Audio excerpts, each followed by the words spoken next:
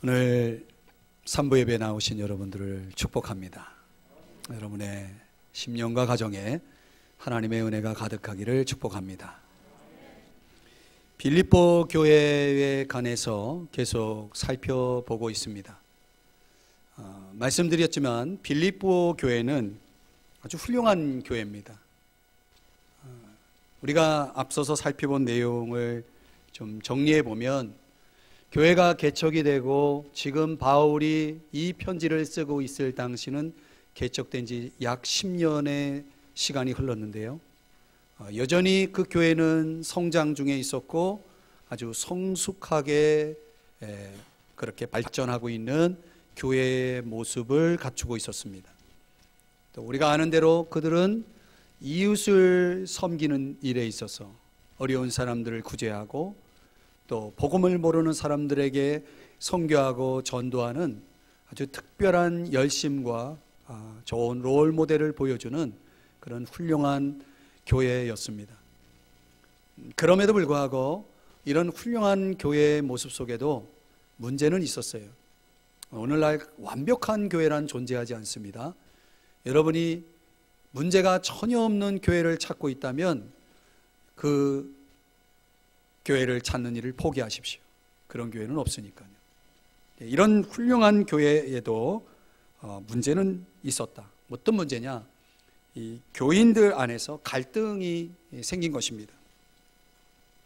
또 그 갈등이 특별히 지도자 그룹에 있는, 리더십 그룹에 있는 사람들, 오늘날로 얘기하면 권사님 그룹에 있는 어떤 당사자들 간의 갈등이 그 안에 있었음을 우리가 나중에 빌립보서 4장에 가서 다시 한번 소개할 텐데요, 그런 갈등 구조가 교회 안에 있었고, 이것이 성숙한 교회로, 훌륭한 교회로 가기 위해서 걸림돌이 되었던 것 같습니다. 그래서 바울이 오늘 본문 2장 1절서부터 그 문제를 해결하기 위해서 이 편지의 내용을 기록하고 있는 것입니다. 이런 배경적인 이야기를 생각해 볼 때, 보통 이런 갈등, 이런 문제들은 어떤 사람에게 생기냐면 교회나 복음에 대한 열정과 관심을 갖고 있는 사람들에게 생깁니다. 그런 열정이나 관심이 없는 사람에게는 갈등이 없죠. 갈등할 이유도 없죠. 어떤 아내가 남편에게 이런 질문을 던졌다고 합니다. 무지와 무관심의 차이가 뭔지 알아? 여러분 뭔지 아십니까? 그러니까 남편이 심드렁하니 이런 대답을 했대요. 그런 거 뭔지도 모르고 알고 싶지도 않아. 그랬다는 것입니다. 이건 유머입니다. 남편이 뭐라고 얘기했어요? 뭐라고 대답했어요? 뭔지도 모르고 무지, 알고 싶지도 않아, 무관심. 정확한 차이를 대답하고 있습니다. 무지와 무관심의 차이가 뭡니까? 뭔지 몰라요, 알고 싶지 않아요. 이 차이죠. 뭔지도 모르고 알고 싶지도 않은 사람에겐 갈등도 없습니다. 신앙이라고 하는 것, 또 우리의 삶의 갈등이라는 것은 그만큼 거기에 대한 집착이나 또 애정 내지는 관심이 있을 때 가능한 거죠. 자, 그런 차원에서 바울은 이런 문제 해결을 위해서 본문을 제시하면서 특별히 연합을 강조하고 있어요. 우리 사회 전반에 걸쳐 있는 인간관계 속에서의 갈등은 어디라도 우리가 흔히 그런 갈등의 문제를 찾아볼 수가 있는데요, 그런 것을 어떻게 극복하고 연합으로 갈 수 있는가라고 하는 이 문제를 여러분들과 같이 오늘 본문 속에서 그 답을 함께 찾아서 묵상해 보려고 합니다. 갈등을 극복하고 우리가 연합으로 가기 위해서, 갈등을 풀어내고 연합으로 가기 위해서는 우리에게 무엇이 필요할까요? 첫 번째는 그리스도 안으로 들어와야 됩니다. 한번 따라 하십시다. 그리스도 안으로 들어와야 한다. 이런 걸 가르쳐서 우리가 믿음이라고 얘기합니다. 믿음.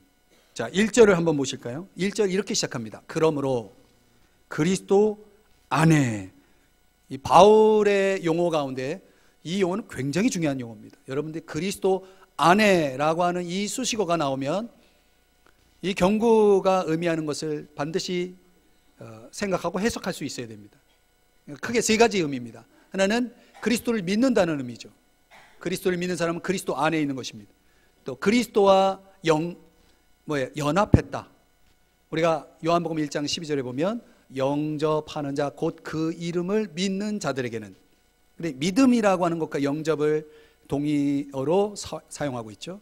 영접했다는 건 예수님을 내 안에 모셨다는 거죠. 그러니까 뭡니까?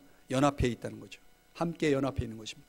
저와 여러분 안에 예수님이 들어와 계시다면 우리는 그리스도 안에 있는 것입니다. 그리고 하나님의 자녀가 되는 권세를 주셨으니, 그러니까 우리가 그리스도 안에 있다는 것은 그 안에 있는 사람들 간에 뭐가 이루어진 거냐면 가족관계가 이루어진 것입니다. 형제자매가 된 거죠. 그래서 우리가 주 안에서 만난 사람들을 서로 향해서 형제님 자매님 할 수 있는 것입니다. 그렇다면 형제요 자매라면 우리는 하나 될 수 있는 거죠. 그래서 이 그리스도 안에 있다라고 하는 것은 대전제는 믿음과 연합과 그리고 한 가족으로서의 하나됨을 강조하는 의미다. 그런 의미를 포함하고 있는 그런 경구다. 이렇게 생각하면 됩니다. 그런데 오늘 본문 1절을 다시 보시면은 그렇게 우리가 그리스도 안으로 들어왔을 때 하나님의 도우심의 역사가 네 가지로 나타납니다. 그러니까 그리스도 안에 있다면, 그리스도를 믿는다면 적어도 이 네 가지의 도움을 항상 받고 삽니다. 그게 뭘까요? 첫째는 그리스도 안에 무슨 권면이나, 자, 이 권면이라고 하는 단어는 다른 말로는 격려라는 뜻의 단어인데요, 파라칼레오, 곁으로 부르다라는 문자적인 의미를 가진 단어입니다. 그러니까 주님은 저와 여러분을 곁으로 부르셔서 격려해 주시는 분이다. 무엇을 통해서? 말씀을 통해서. 그래서 번역을 격려라 하지 않고 권면이라 한 이유는 거기에 그 권면의 도구, 툴이 하나님의 말씀이라는 것을 강조하기 위해서 우리가 흔히 권면을 받는다, 권면한다 라고 할 때 언어를 사용하잖아요. 그러니까 하나님의 말씀을 통해서 하나님은 우리를 부르셔서 격려해 주시는 분이심을 믿으시기 바랍니다. 종종 하나님께서 말씀이 생각나고 어느 순간에 말씀을 통해 여러분들이 용기를 얻고 힘을 얻었다면 그것은 그리스도 안에 주어지는 하나님의 도우심이다. 하나님의 도우심으로 말씀을 통해서 도움을 받을 수 있다라는 것이죠. 그런데 그런 도움을 받는 사람들은 인간관계 속에서도 이 권면의 삶을 살아갈 수가 있습니다. 그러니까 내가 저 사람보다 낫기 때문에 그런 것이 아니고, 그런 차원이 아니고, 권면의 근거가 뭐냐면 하나님 말씀이죠. 그러니까 우리가 주 안에서 만난 너와 나가 함께 서로 뭐 할 수 있어요? 권면할 수 있어요. 무엇을 통해? 말씀을 통해. 하나님 말씀이 있는 사람은 말씀을 가지고 서로 권면합니다. 이 권면이 곧 뭐예요? 격려죠. 말씀을 통해 격려할 줄 아는 사람, 이런 사람은 분명히 그리스도 안에 있고, 그런 사람들은 서로 간에 뭐가 이루어질 수 있어요? 갈등을 풀어낼 수 있죠. 말씀 안에서 서로를 격려할 수 있는 관계 속에 갈등은 풀어지게 돼 있고 연합은 이루어지게 되어 있는 거죠. 두 번째는 사랑의 무슨 위로나, 이렇게 돼 있죠. 위로는 사랑과 함께 합니다. 그러니까 사랑은 누구의 사랑이냐면 그리스도의 사랑이죠. 이 그리스도의 사랑을 경험할 때, 그리스도의 사랑을 경험할 때 그리스도의 위로도 경험할 수 있습니다. 그러니까 우리가 하나님의 사랑을 깊이 경험하면 그 사랑 때문에 뭘 받아요? 위로를 받아요. 그리고 그 사랑과 위로를 경험한 사람은 다른 사람을 사랑할 수 있고 위로할 수 있는 사람이 되어지는 거죠. 그 사랑한다면, 위로할 수 있다면 우리는 서로의 약점을 보충하고 서로의 장점을 발견하며 서로를 격려해 줄 수 있는 그런 차원까지 나갈 수 있는 거죠. 그러니까 서로를 필요로 하기 때문에 그것이 가능한 거예요. 저는 이 음식을 먹는 습관 가운데 자꾸 제 혀를 제가 깨물어요. 뭐 표현이 좀 그러긴 한데 하여튼 그래서 제가 이 혓바늘 같이 이렇게 혀에 상처로 인해서 종종 식사하는데 어려움을 겪을 때가 있는데요. 한 번은 그런 생각이 들더라고요. 이가 미워요. 제 이가 미워가지고 이걸 뽑아버려. 그런 생각을 해본 적이 있습니다. 근데 여러분, 제 혀를 깨물었다고 이가 밉다고 뽑아버려요? 그럴 수는 없는 거죠. 이와 혀는 상호적인 관계죠. 서로를 필요로 합니다. 이가 있어야 씹어서 음식의 맛을 내고 그리고 소화 기능을 좋게 하죠. 그럼 오늘 혀는 그 우리의 맛을 분별하고 그 안에서 우리가 충분히 또 음식을 섭취할 수 있는데 기능을 합니다. 그러니까 두 가지는 다 필요한 거예요. 뭐 하나 어떤 문제로 인해서 불필요한 것이 아니라는 것입니다. 그러니까 우리가 서로의 관계 속에서 믿음의 지체들과 서로가 그런 관계로 우리가 서로를 대할 수 있다면 사랑해야 되고 위로할 수 있어야 되는 거예요. 아멘. 세 번째는 성령의 무슨 교제나 이렇게 나오죠. 이 문자적으로는 성령이 북돋우는 교제 이렇게 번역이 됩니다. 그러니까 우리가 예수 믿으면 성령이 우리 안에 들어오시죠. 그래서 하나님의 영이신 성령을 통해서 우리는 하나님과의 교제가 가능해져요. 1:1 교제가 가능한 거죠. 저는 이 성령님과의 교제를 아주 수시로 하죠. 무시로 하루 종일 성령님과 대화를 하고 교제를 합니다. 근데 내 안에 있는 성령이 우리 모든 믿는 사람들 안에도 있습니다. 그래서 그 성령과 성령이 우리 서로에게 뭐가 가능하게 하냐? 교제가 가능하게 해요. 나와 교제를 나누신 성령님이, 너와 교제를 나누신 성령님이 나와 너를 교제하게 만든다는 거죠. 그래서 이렇게 성도들 간의 교제가 이루어진다는 것은 이건 하나님의 역사예요. 하나님의 도우심이 없이는 성도와 성도 간의 교제가 이루어질 수 없어요. 여러분이 누군가 이런 믿음 안에서 성도들과 교제하고 싶은 마음이 일어난다는 것은 그것이 곧 하나님의 지금 역사고 하나님의 도우심이에요. 그걸 통해서 우리가 교제 가운데 나아갈 수 있게 되는 거죠. 하나님을 찾게 하고 서로 성도 간에 교제케 하시는 것이 이게 하나님의 역사라는 것을 아셔야 됩니다. 네 번째가 뭐냐면 긍휼이나 자비가 있거든. 여기 긍휼이라고 하는 단어는 다른 사람들의 필요에 감정에 민감하다는 그런 의미를 가진 단어입니다. 근데 어떻게 보면 어떤 사람들은 제가 이제 목회하면서 주변에 이런 분들이 꼭 있더라고요. 다른 사람의 필요에 굉장히 민감하신 분이 있어요. 다른 사람의 감정을 읽는 분이 있어요. 우리 집에도 있습니다, 그분이. 제가 아무리 표정 관리하고 들어가도 제 감정을 정확하게 읽어내는 능력을 가진 은사를 가진 분이 집안에 있다 보니까 그냥 있는 모습 그대로 들어갑니다. 이게 참 감사하죠. 근데 그런 감정이 긍휼이라고 하는 이런 필요와 감정의 민감함이 뭘로 이어지냐면 자비로 이어집니다. 자비가 뭐냐면 거기에 공감하고 그것을 해결해 주고 싶어하는 그런 행위를 자비라고 합니다. 그러니까 긍휼은 자비로 이어져서 다른 사람의 필요와 감정에 민감하다 보면 그 사람을 어떻게 도와야 할 거냐라고 하는 그런 구체적인 행위로, 자비의 행위로 나아가도록 만들어준다는 거죠. 이건 하나님의 역사예요. 사람이 하는 일이라고 하기가 사실상 사람의 마음속을 어떻게 읽을 수가 있습니까? 그리고 우리가 우리의 능력 안에서 그들을 도울 수 있는 것도 한계가 있죠. 근데 이 모든 것들은 하나님의 역사, 하나님의 도우심 가운데 이루어지는 거거든요. 적어도 그리스도 안으로 들어온 사람들은 이런 지금 말씀드린 대로 권면, 위로, 사랑, 교제, 긍휼과 자비 이런 것들을 경험하는 거예요. 그래서 오늘 2장 1절을 다시 보시면 우리마의 성경에는 사실 번역이 빠진 단어가 있어요. 만일이라는 조건절이 빠져 있어요. 만일 뭐뭐뭐뭐시 있거든 이렇게 표현하는 것이 정확한 번역입니다. 그러니까 이 조건절 안에서 이 네 가지 하나님의 도우심이 있다면 그 다음에 어디로 이어집니까? 2절. 2절이 뭐예요? 예, 이게 나오는 겁니다.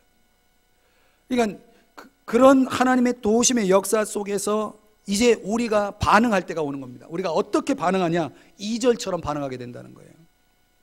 이철환이라는 작가가 쓴 연탄길 세 번째 이야기에 보면 선생님의 눈물이라는 제목의 글이 나오는데요. 거기 정태라는 학생 이야기가 나와요. 중학생인데 이 정태라는 아이는 참 마음이 여리고 착한데 이 중학교 1학년 때부터 왕따를 당하는 거예요.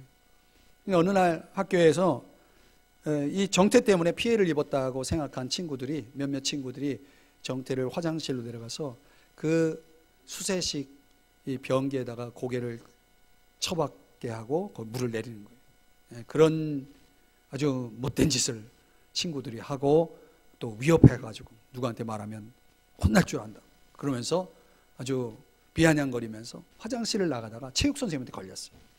체육 선생님이 학생부에 보고하고 이제 그 아이들 정태 그리고 그 아이를 괴롭힌 아이들 다 이제 교무실 학생부로 호출을 해가지고 혼내주고 있는데 선생님이 옆에서 안절부절 못하는 거죠.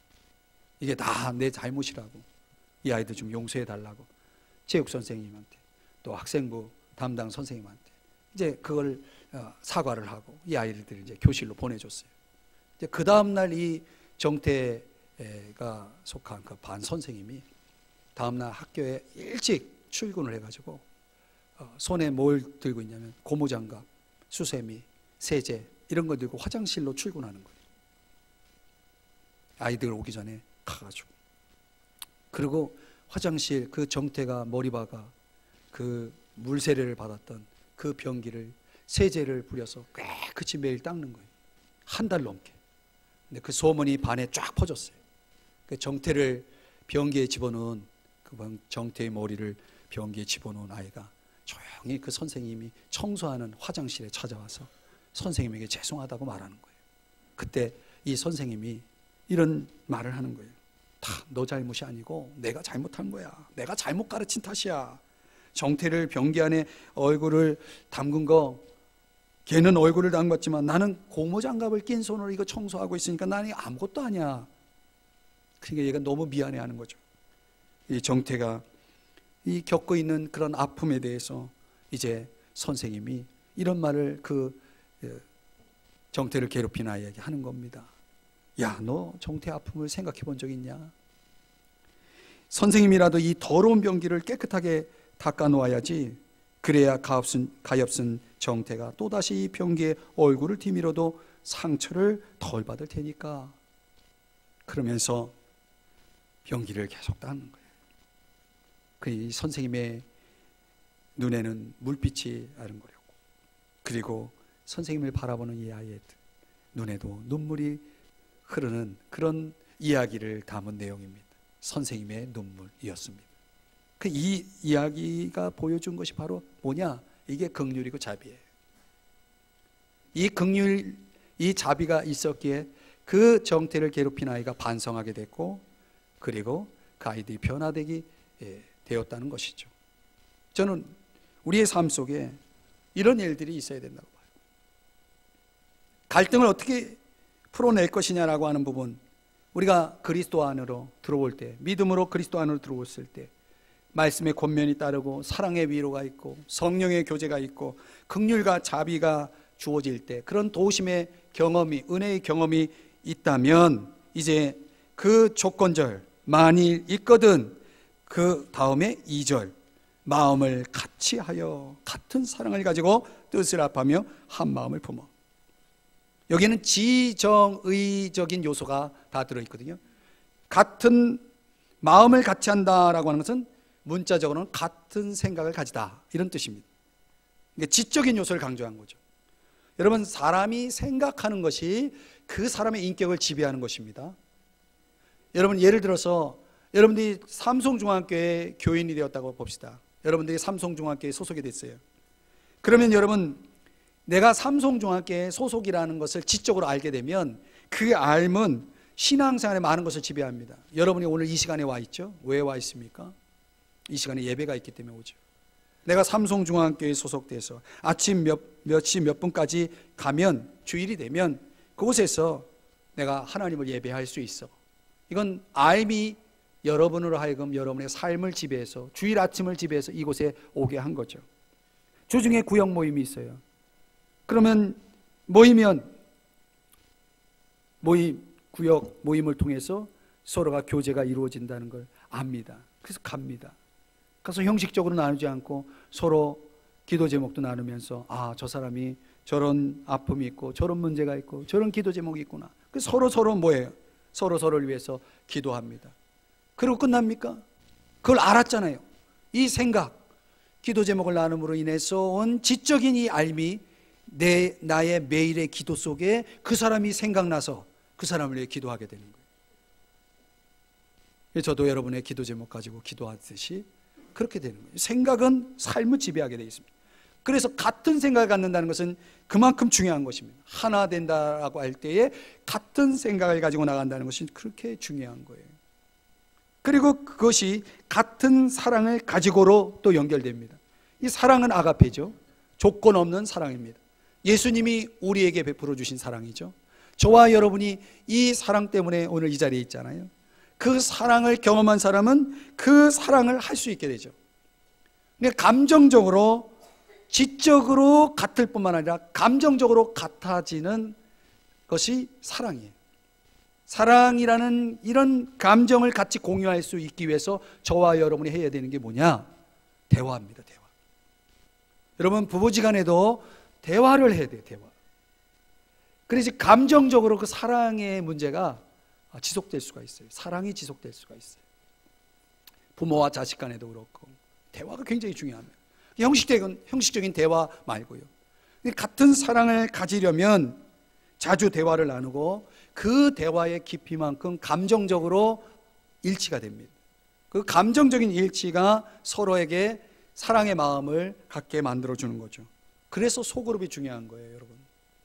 그럼 우리가 서로 자기의 기도 제목을 내놓고 내 아픔을 얘기하고 기도 제목을 내놓을 때 우리도 모르는 사이에 같은 사랑을 갖게 돼 있습니다. 이게 참 놀라운 경험이죠. 여기에서 하나됨을 경험하게 되어지는 것입니다. 그러면 지적으로 감정적으로 하나되면 뜻을 합하며, 이건 의지적인 일치를 얘기합니다. 의지적인 같음을 얘기합니다. 그러니까 우리가 알고 느끼는 것으로 끝나는 것이 아니라 의지적으로 순종하는 걸 오늘 본문에서는 뜻을 합하며 이렇게 얘기합니다. 그러니까 우리가 인격적으로 지정의 신앙 속에서 인격적으로 하나가 되어지는 겁니다. 그렇게 되면은 한 마음을 품을 수 있습니다.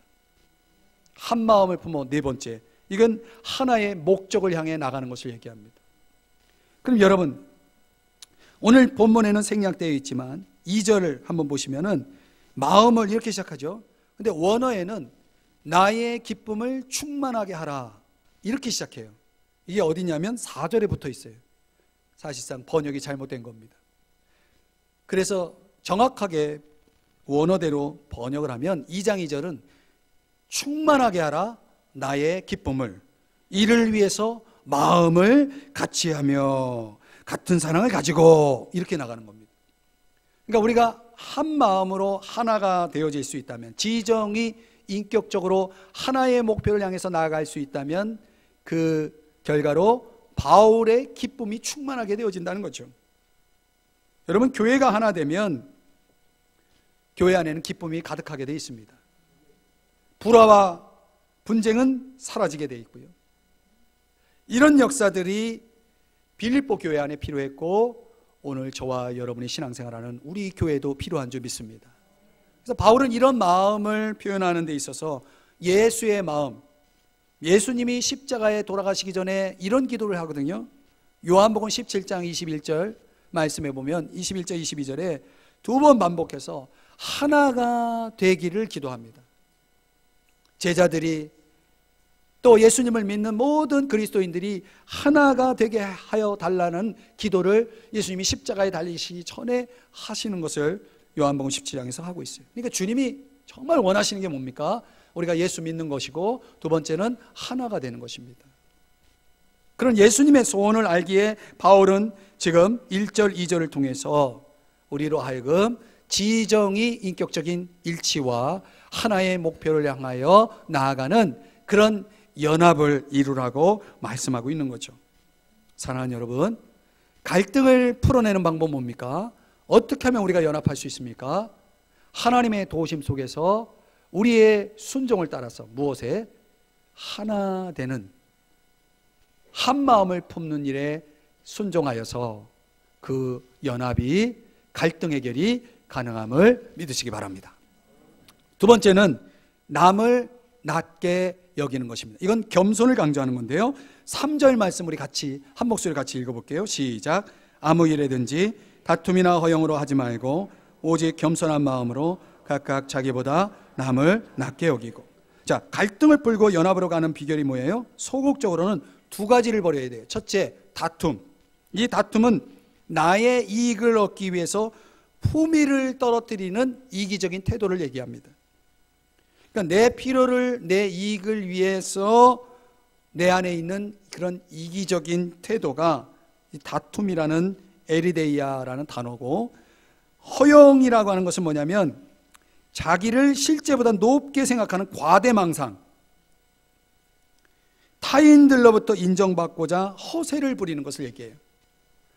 그러니까 보통 사람들 안에서 이런 이기심, 자기밖에 모르는 이기심과 허세 부리는 이런 허영이 나타나면 주변 사람들이 갈등하게 돼 있습니다. 그리고 하나됨이 깨지게 돼 있습니다. 그러니까 뭔가 쓸데없는 의견을 끝까지 고집하면서 자기 주장이 옳다라고 하는 그런 행위가 나오면서 자꾸 사람들을 깔보게 되고 우쭐대는 그런 일들이 벌어지는 거죠. 그러니까 사람들의 인정을 위해서 살아가는 경우에 이런 유혹을 받을 때가 많이 있는 거죠. 사랑하는 여러분, 다툼과 허영은 주변 사람들로 갈등을 하게 만듭니다. 그러니까 버려야 됩니다. 15세기 종교개혁의 여명을 열었던 이 사보나롤라라고 하는 아주 유명한 설교자가 있는데, 어느 날 산책을 하다가 한 부인이, 그 당시에는 종교개혁 전이니까 이제 마리아상에서 기도를 하는데, 한 부인이 기도를 하는 거예요. 근데 이 부인이 기도하는 그날만 하는 게 아니고 봄, 여름, 가을, 겨울 동일한 시간, 동일한 장소에서 계속 비가 오나 눈이 오나 계속 기도하는 거예요. 그러니까 야, 얼마나 신앙심이 좋습니까? 너무 감동을 받았죠. 그런데 어느 날은 또 동료 사제랑 같이 산책하는데 그 부인이 또 기도하고 있는 거예요. 이 사보나롤라가, 봐라, 저 부인이 내가 지금까지 관찰해 보니까 정말 신앙심이 좋은 분이라고. 그러면서 칭찬을 하니까 동료 사제가 껄껄 웃으면서 이렇게 말했다는 거예요. 자네 그 이야기 모르나? 옛날 저 마리아상 만들 때 그 모델을 찾다가 저 부인이 처녀였을 때 바로 저 여인이 모델이 돼가지고 그래서 이 마리아상을 만든 거야. 그리고 저 마리아상이 만들어진 이후에 저 여인은 매일 저 조각상 앞으로 출근하기 시작해서 지금까지 한 번도 결석한 일이 없어. 여러분, 이 부인이 무엇을 한 건가요? 기도한 건가요?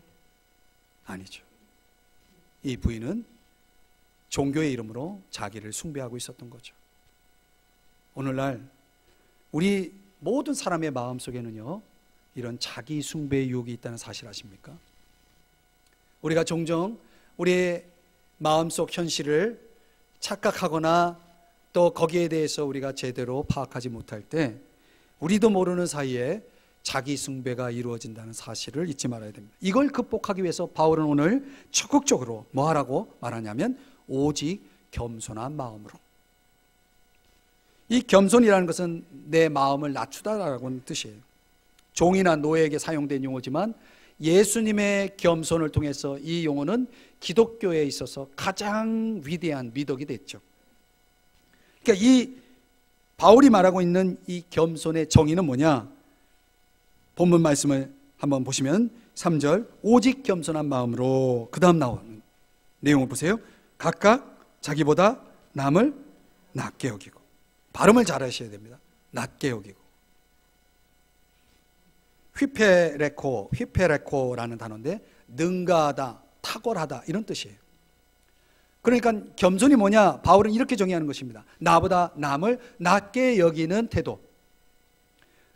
아무리 봐도 경제적으로, 지식적으로, 예술적으로, 사회적으로 아무리 봐도 내가 저 사람보다 나은데 겸손이 들어가면 그런 것은, 그런 기준들은 다 사라집니다.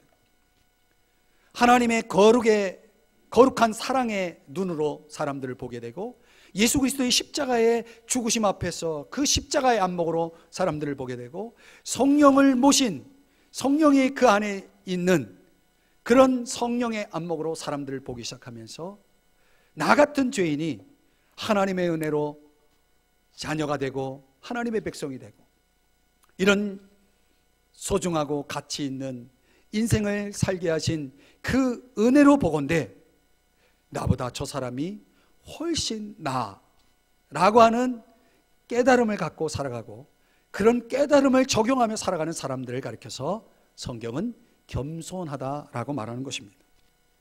그래서 오늘 여기다라고 하는 것은 단순히 그냥 그런 척하는 게 아니라 신중하게 재어보고 따져본 다음에 판단을 내리는 거예요. 아주 확실한 판단이죠.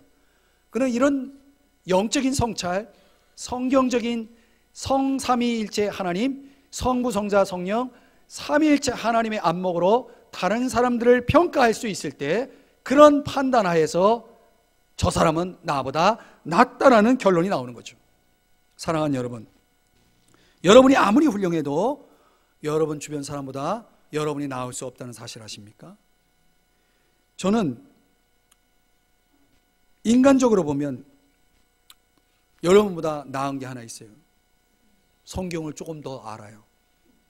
그래서 여러분들에게 설교를 해요.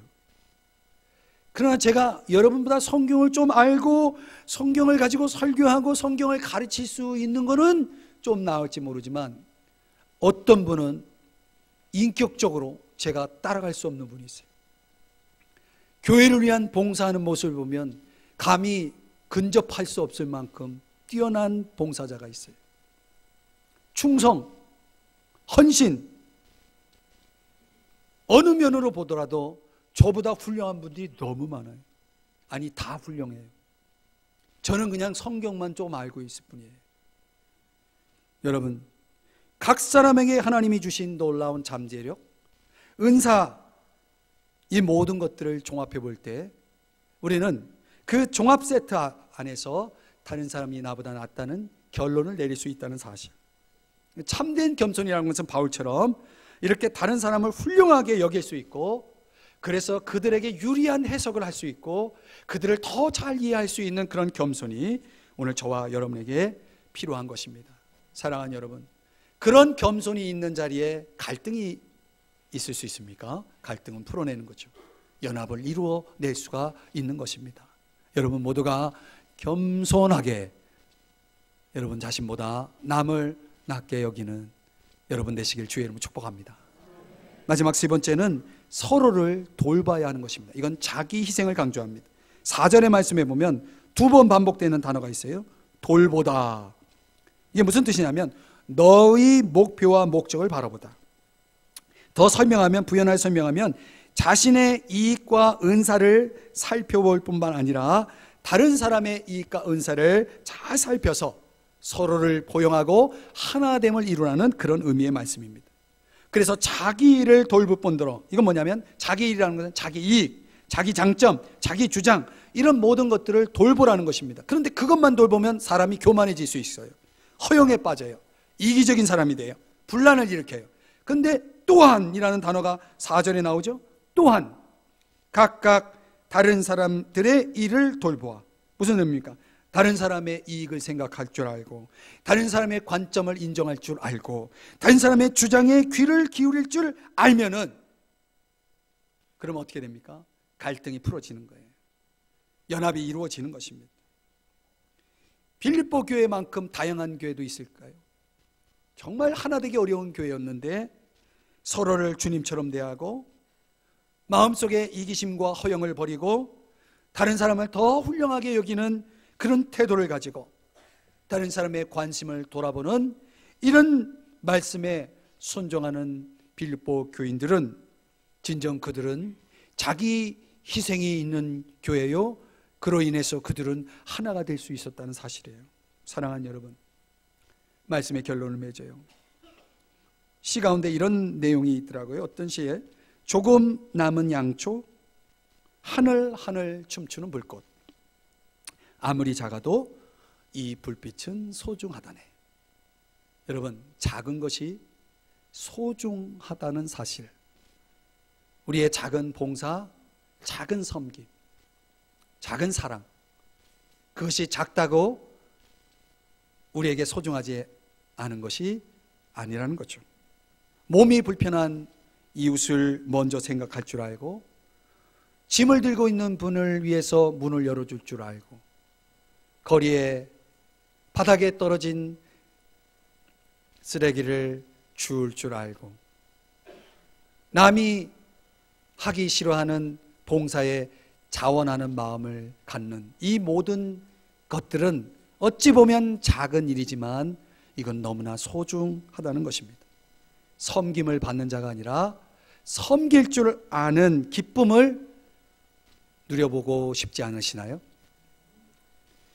아시스의 성자 프란체스코는 주님 앞에서 자신이 고난받아 본 일이 없다는 사실을 기억하면서 자신의 몸에 주님처럼 못자국, 주님의 고난을 알 수 있는 그런 은혜를 달라고 기도했을 때 그 손과 발에 5개의 못자국의 상흔이 생겼다고 하죠.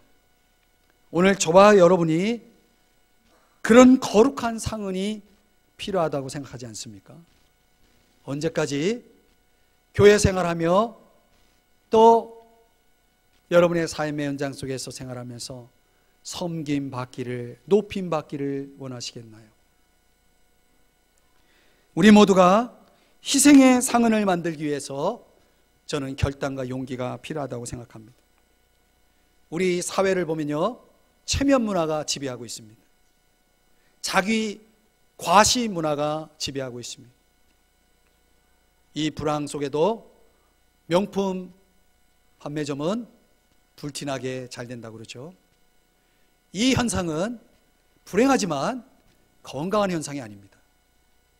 자기 과시, 자기 체면, 이런 문화가 지배하는 사회는 건강하지도 않을 뿐만 아니라 사회를 더 분열되게 만들고 갈등하게 만들고 불행하게 만드는 것입니다. 이 사회를 바꿀 수 있는 길은 우리 그리스도인들이 그런 세상 문화를 거부하고 오늘 본문에서 말씀하는 것처럼 하나님의 은혜의 도우심으로 하나 되는 문화, 나보다 남을 낮게 여기는 그런 겸손의 문화, 내 이익만 챙기는 자가 아니라 나의 이익만 생각하는 자가 아니라 다른 사람들을 돌볼 줄 아는 자기 희생의 문화를 만들어 갈 수 있다면 우리가 속한 가정과 사회와 교회는 분명 갈등은 풀어질 것이고 연합은 이루어질 줄 믿습니다. 오늘 부디 저와 여러분이 오늘 이 예배를 마치고 돌아가면서 여러분의 가슴 속에 내가 겸손하리라, 내가 희생하며 섬기며 살리라, 내가 더욱 하나 되기 위해서 힘쓰리라 라는 결단과 순종을 안고 돌아가는 여러분 되시기를 주의 이름으로 축복합니다. 우리 다 같이 자리에서 일어나서 찬송 부르시고 축도로 예배를 마칠게요.